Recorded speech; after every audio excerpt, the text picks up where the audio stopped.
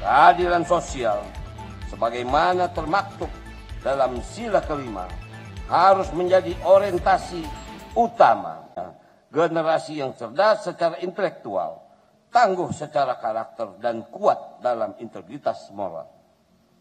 Kedua, di lingkungan pemerintahan dan birokrasi, nilai-nilai Pancasila harus hadir dalam bentuk pelayanan publik yang berkeadilan, transparan, dan berpihak kepada rakyat. Setiap kebijakan dan program harus mencerminkan semangat kemanusiaan dan keadilan sosial, bukan kepentingan kelompok atau golongan. Ketiga, dalam bidang ekonomi, kita perlu memastikan bahwa pembangunan tidak hanya dinikmati oleh segelintir orang, tetapi menjadi berkah bagi seluruh rakyat Indonesia. Keadilan sosial, sebagaimana termaktub dalam sila kelima, harus menjadi orientasi utama. Usaha mikro, kecil dan menengah UMKM, ekonomi kerakyatan, dan koperasi harus terus diberdayakan agar tidak ada warga yang tertinggal dalam kemajuan bangsa. Keempat, dalam ruang digital, kita harus membangun kesadaran kolektif bahwa dunia maya bukan ruang bebas nilai. Etika, toleransi, dan saling menghargai tetap harus ditegakkan. Pancasila harus menjadi panduan dalam berinteraksi di media sosial maupun platform digital lainnya. Mari kita perangi hoak, ujaran kebencian, dan provokasi dengan literasi digital dan semangat gotong royong. Hadirin yang saya banggakan, BPIP sebagai lembaga yang bertugas membina dan memperkuat ideologi Pancasila harus berkomitmen menghadirkan berbagai program strategis dari pembinaan ideologi di lingkungan pendidikan, pelatihan bagi aparatur sipil negara dan aparat negara, penguatan kurikulum Pancasila, hingga kolaborasi lintas sektor untuk mengaruh utamakan Pancasila di berbagai lapisan masyarakat.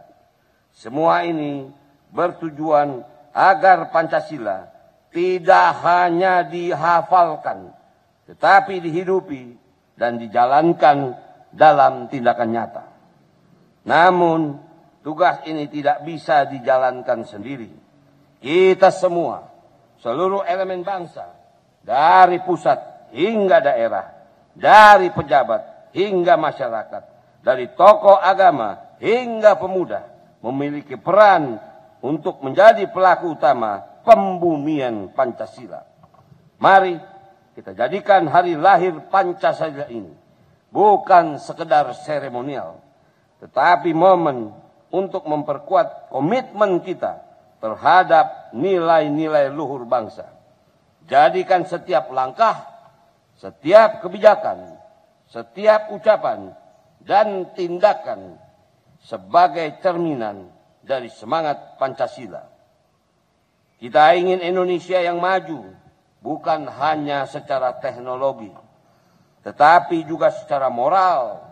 Kita tidak ingin Indonesia yang sejahtera bukan hanya dalam angka statistik, tetapi juga dalam rasa keadilan dan persaudaraan. Kita ingin Indonesia yang dihormati dunia, bukan hanya karena kekuatan ekonominya, tetapi karena keluhuran budinya dan kebijaksanaan rakyatnya. Saudara-saudari sekalian, peringatan hari lahir Pancasila ini harus menjadi pengingat bahwa masa depan bangsa berada di tangan kita. Jika kita ingin mewujudkan Indonesia Raya, maka tidak ada jalan lain selain memastikan bahwa Pancasila tetap menjadi jiwa dalam setiap denyut nadi pembangunan. Akhirnya, marilah kita terus bergotong royong, menjaga persatuan, menghargai perbedaan, dan menanamkan nilai-nilai Pancasila dalam setiap aspek kehidupan. Jadikan Pancasila sebagai sumber inspirasi dalam berkarya, berbangsa, dan bernegara. Dirgahayu Pancasila, jayalah Indonesiaku. Terima kasih. Wassalamualaikum warahmatullahi wabarakatuh. Om Santi Santi Santi Om. Namo Buddhaya. Salam kebajikan. Salam Pancasila. Terima kasih. Siap. Baik. Media tentu saja ini adalah satu peringatan besar setiap tanggal 1 Juni diperingati sebagai hari lahirnya Pancasila. Dan memang kenapa upacara dilakukan pada hari ini? Karena kita tahu kemarin baru saja libur panjang. Jadi memang agak sulit mengumpulkan PNS untuk datang pada waktu yang berbeda. Jadi itulah kenapa BPIP memberikan instruksi kepada kita upacara dilakukan pada tanggal 2. Nah kalau kami kebetulan saya minta maaf bukan karena saya warnanya apa, tapi kebetulan kami kemarin pun di sekolah partai sudah melakukan upacara. Nah karena dalam skup yang kecil kita bisa kumpulkan. Nah jadi intinya Hari Pancasila ini memang diperingati di seluruh Indonesia dan bertepatan juga pada tanggal yang sama, yaitu hari Senin ini. Mungkin itu inti dari. Kalau ada pertanyaan silakan. Ya. Pak izin, kemarin bilang katanya ondel-ondel tidak akan bisa dibuat untuk mengamen, Pak. Itu ada regulasinya nggak nanti?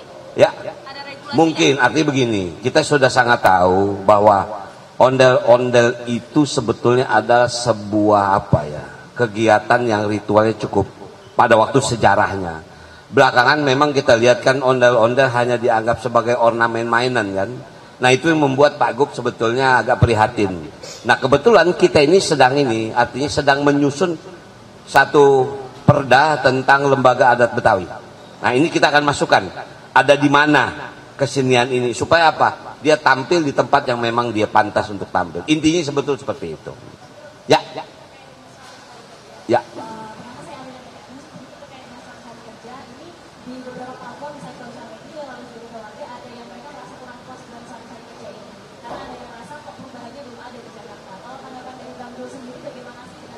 Kita memang tidak merubah fisik besar ya. Kita tidak merubah Jakarta menjadi lebar jalannya atau gedung semakin tidak. Tapi makanya kan Pak Gub selalu bicara tentang disparitas. Di Jakarta ini jenjang kaya dengan miskin terlalu jomplang.